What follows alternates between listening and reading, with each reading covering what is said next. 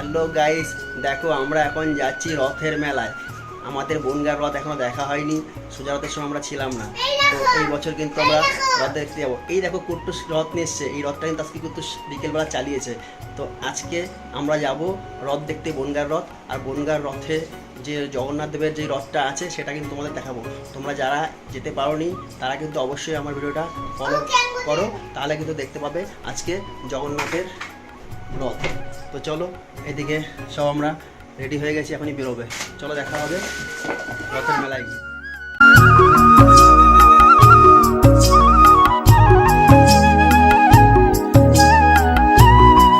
আজ আমরা চলে এসেছি বনগাঁ রথের মেলায়।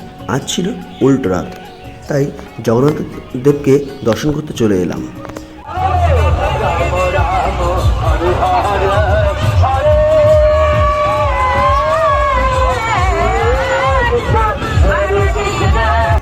আজ কিন্তু অনেক ভিড় হয়েছে, দেখো পুরো রাস্তা জুড়ে কিন্তু মানুষ, ভক্তদের ঢল নেমে গেছে। এদিকে গাড়ি ঘোড়াও কিন্তু প্রচুর রাস্তায় ছিল, যার জন্য একটু অসুবিধা হচ্ছিল, কিন্তু তবুও মানুষ ঠাকুরের জন্য চলে এসছেন ঠাকুর দর্শন করতে।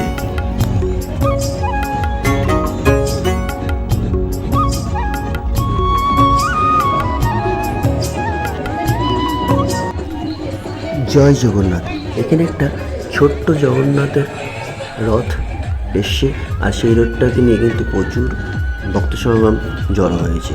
তো এইভাবে কিন্তু আজকে পুরো রাস্তাটায় অনেক রথ দেখবো, ছোট বড়, সাথে থাকবে কিন্তু পুজোর প্রসাদ। চলো এখন তোমাদের দেখাবো বনগাঁ সবচেয়ে বড় জগন্নাথ দেবের রথ। তো ওই সামনেই আছে, তোমাদেরকে দেখাচ্ছি। এখন তোমাদের যে রথটি দেখাবো সেটি হচ্ছে বনগাঁর সব থেকে বড় রথ।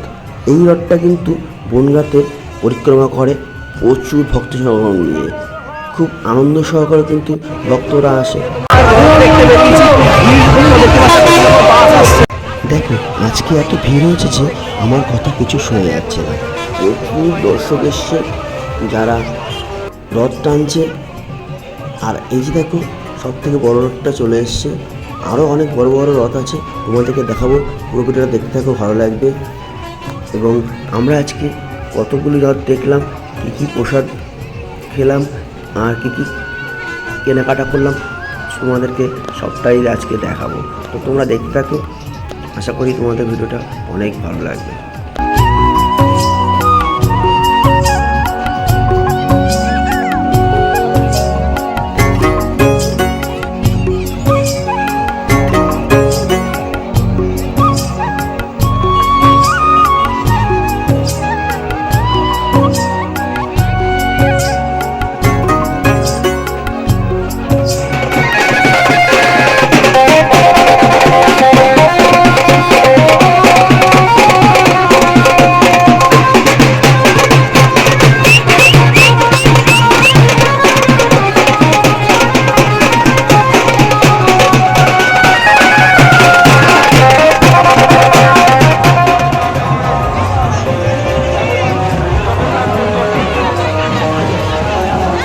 কী যে ভালো লাগছে আজকে জগন্নাথদেব দর্শন করে।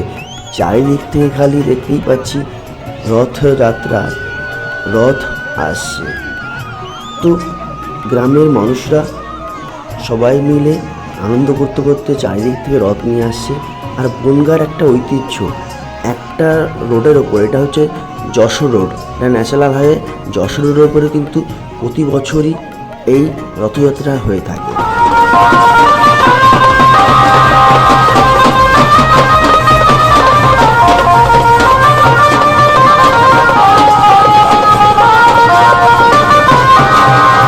এত জনসমাগম থেকে আশা করি তোমরা বুঝতে পারছো এই বনগাঁ রথের মেলা মাহেশের বা দীঘা পুরীর জগন্নাথ রথের মেলার থেকে কম নয়।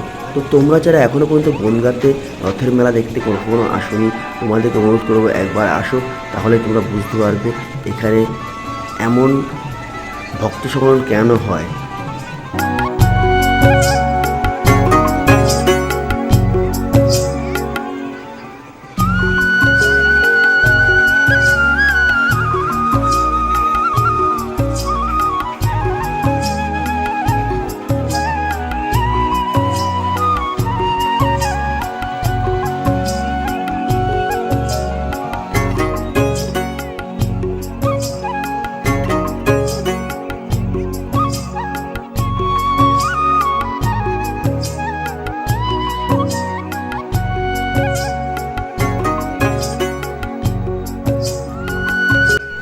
আমরা জগন্নাথ দেবের দর্শন করে, রথ দর্শন করে তারপর একটু খাবার খাওয়ার জন্য চলে এসেছিলাম একটু সাইডে। দেখো এদিকটাতে প্রচুর স্টল বসছে, যেখানে প্রচুর খাবারের দোকান আছে। তুমি যে কোনো খাবার কিন্তু পেয়ে যাবে এখানে, ফুচকা থেকে শুরু করে জিলেপি, পাঁপড়। রথের মেলায় কিন্তু আসলে জিলিপি পাঁপড় কিন্তু না খেলে ভালো লাগে না, তাই জিলিপি পাঁপড় খেতে হলে কিন্তু এদিকটায় আসতে হবে। এটা হচ্ছে বনগাঁ বাটার মোড়। বাটার মোড়ে কিন্তু প্রচুর স্টল তোমরা পাবে খাবারের, সেখান থেকে কিন্তু তোমরা খাবার খেয়ে নিতে পারো। তো আমরা কিন্তু প্রতিটা দোকান থেকে খাবার দেখে নিয়েছিলাম কোথায় কী পাওয়া যাচ্ছে, তারপর সমস্ত খাবার কালেক্ট করেছিলাম এবং খেয়েছিলাম।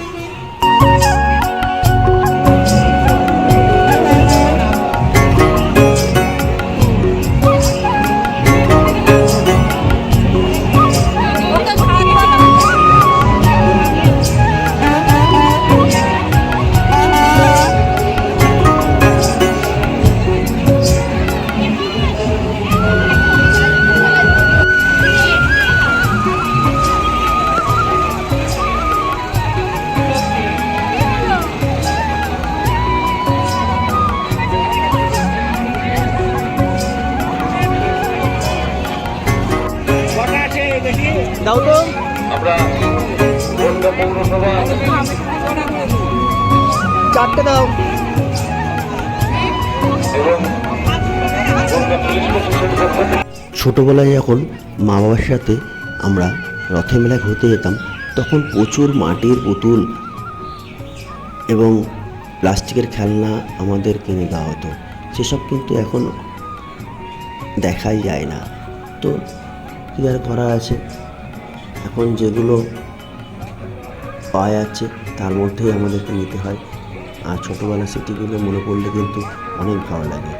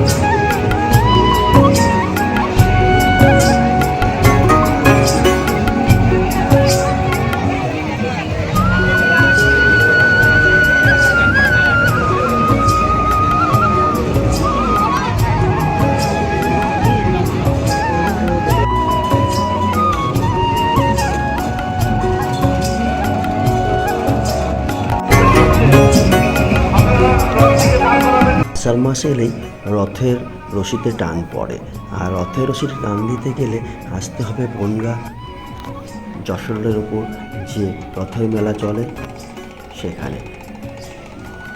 সপ্তাহে দুদিন মাত্র মেলা হয় এখানে, সোজা রথ এবং উল্টো রথ।